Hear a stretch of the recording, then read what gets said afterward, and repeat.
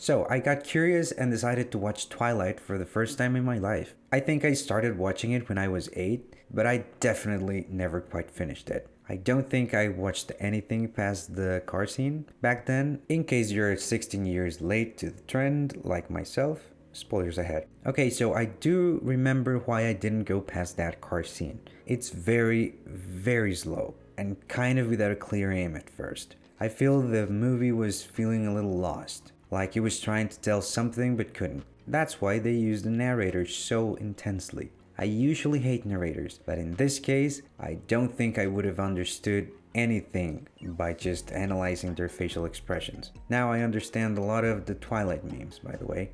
Thankfully, two things happened. One, the narrator stopped. Two, the second half, and more specifically the last third, is quite enjoyable. I can see the appeal of the movies and probably the books too. I do think the books are probably better though.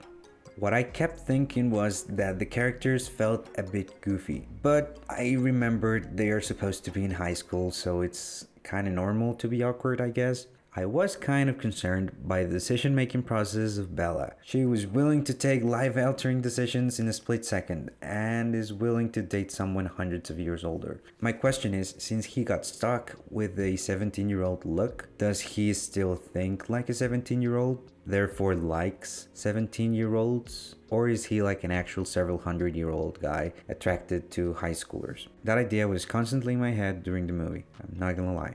Either way, the movie gets more interesting when we get a look into the world of these vegetarian vampires, which I think is a cool twist. They're like those sharks from Finding Nemo.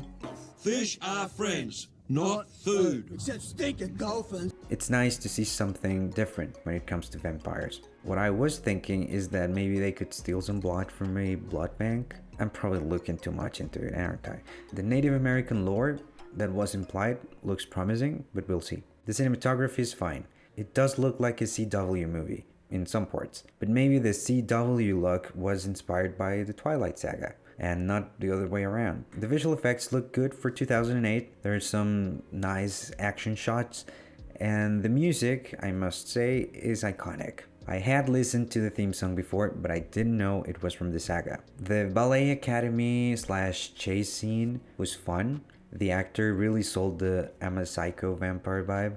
I guess the sequel will be better since there's no need to reintroduce these characters, which I think is the weakest part of the film, to be really honest with you. Not to mention the cheesy dialogue too. I've seen a lot of these actors in other films, so I know they can act. So I'm blaming the script for the lack of cinematic exposition.